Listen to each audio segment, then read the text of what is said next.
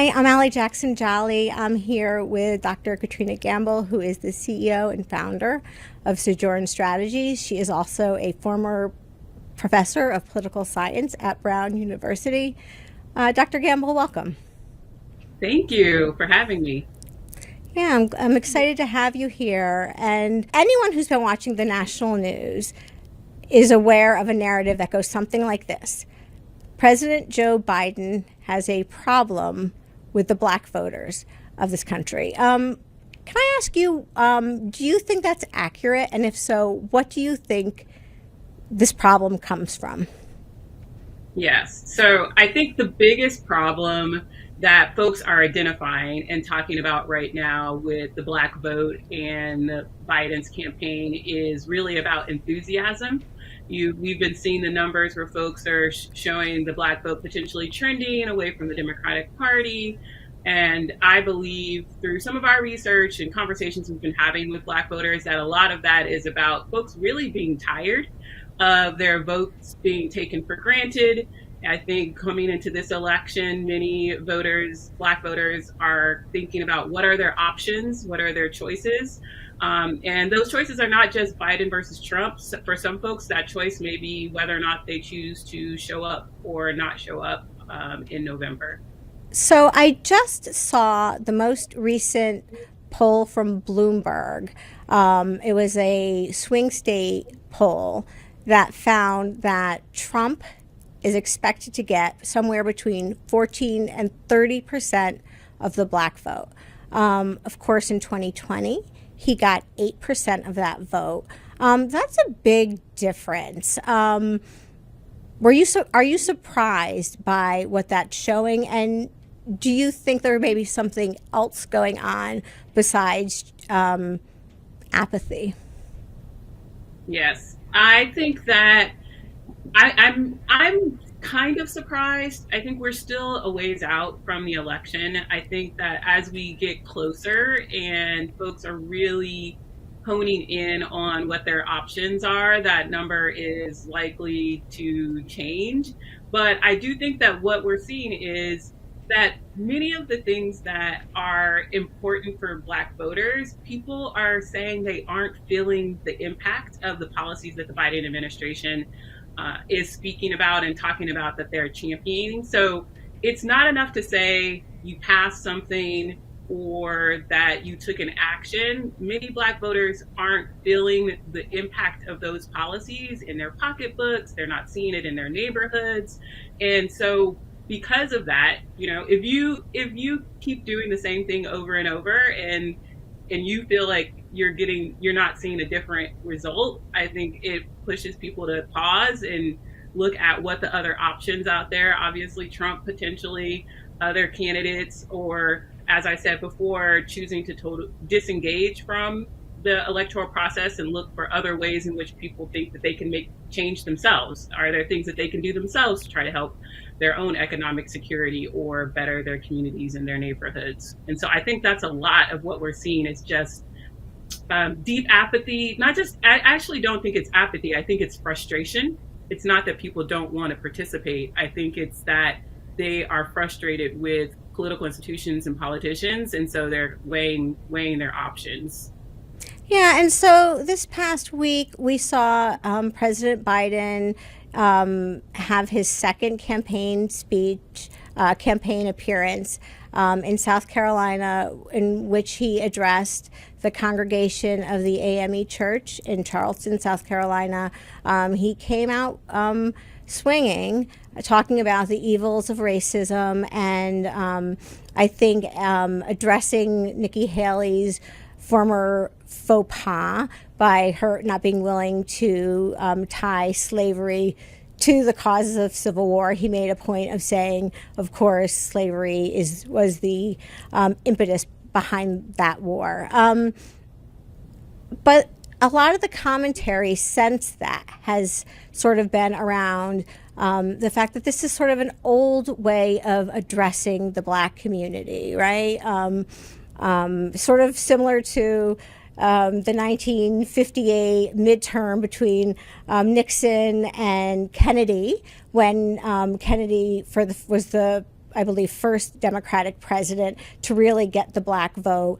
He did that through heavily addressing black congregations and, going and supporting them. But a lot of the commentary says, look, in 2024, that's not enough. So if that's not enough, what do you think he should be doing beyond just talking about the evils of racism? What would you, if you were his campaign strategist, advise him to do? It's not addressing having those types of events obviously are important, but the reality is what we're talking about and what we're seeing in the Black community, this deep level of cynicism and just growing distrust, not just of the Biden campaign in particular, but of political institutions. It requires more than speeches. It requires more than TV ads. Through our conversations, I was just in Ohio at the end of last year talking with Black voters, and what they were telling me is that the people that they trust, the folks that they're listening to, are their friends and their family, people in their communities. And so really to shift the tide about how Black voters are seeing the Democratic Party and the Biden campaign and whether or not they want to choose in elections, the work there has to come from people that they trust. It has to come from tapping into folks' social networks, working with community organizations that already have deep relationships with those communities, and telling the story of the impact and the plans of that campaign in ways that people really believe, people really can see how that is impacting them, right? You can't just say a policy pass. They need to understand what happened. They can actually connect the dots on what happened and how that's translated into their own lives, right? That they are able to afford to buy a house, or they're feeling some relief from student loan debt themselves, or their sister, or someone that they know. And so I think it's going to require more than events that is kind of speaking to, which is a segment of the Black electorate, what we found in our research called the legacy civil rights segment. But those are the Black voters that are already going to show up. They're the ones who are already pretty much solidly Democrat, but the younger voters, the ones who are trying to figure it out, they're going to need more different types of touches than events like what we saw in South Carolina this week.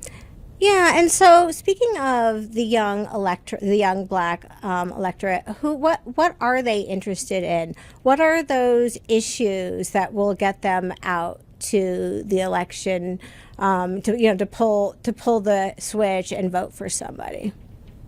The biggest things that they are thinking about is what all young people are thinking about. One, inflation, the cost of living.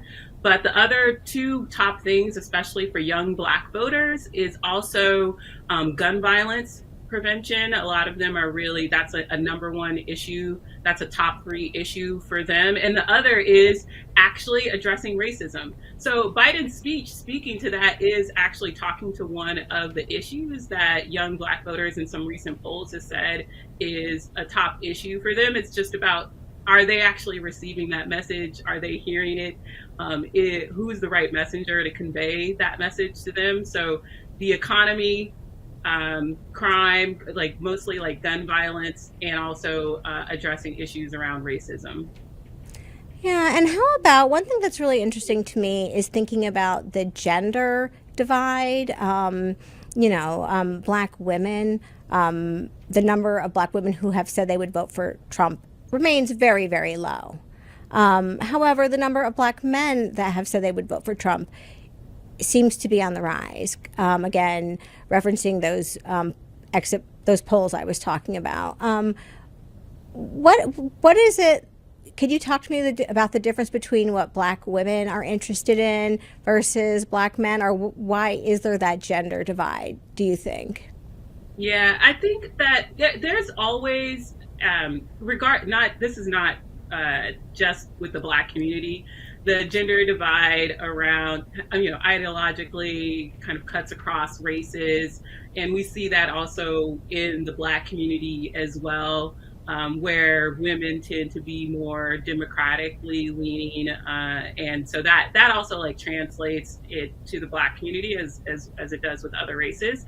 I think the other thing is that some of these economic issues, maybe some of the rhetoric that we're hearing from like Trump and the Republican Party may be appealing to some Black male voters. And then the other thing is that the cynics that we're talking about, the folks who are just really distrustful of institutions, they are trending to be more towards Black men. So especially Black men who may be more working class, fewer college degrees. So they are part of the Black electorate that we often say are closest to the pain and are looking to see, what are these politicians? What are they going to do to actually change change my circumstances? And because of that, I think that they're more likely to be looking at other options outside of like traditionally what we see, which is overwhelming majority of Black voters tending to vote for the Democratic Party. So yeah, and what about a recent study that talked about the fact that 1 in 5 Black voters have an appetite for a presidential candidate from a third party? So, they're tired, to use your word, of the Democratic Party. They're not going to vote for the Republican Party, but they see a path forward for a third party. Can you talk to me about like what you think that may mean for the future of the Democratic Party? well, I think one of the things I will say is that Black voters understand their power. Black voters are really the core and base of the Democratic Party. And if 1 in 5, is that the statistic that you said?